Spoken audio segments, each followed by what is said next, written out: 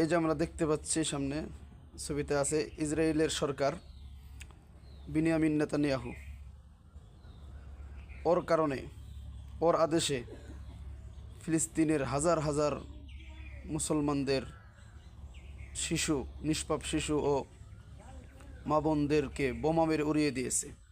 হাজার হাজার যুবকদেরকে, ফিলিস্তিনি যুবকদেরকে, গাজার যুবকদেরকে হত্যা করেছে অন্যায়ভাবে, যার হাত মুসলমানদের রক্তে রঞ্জিত।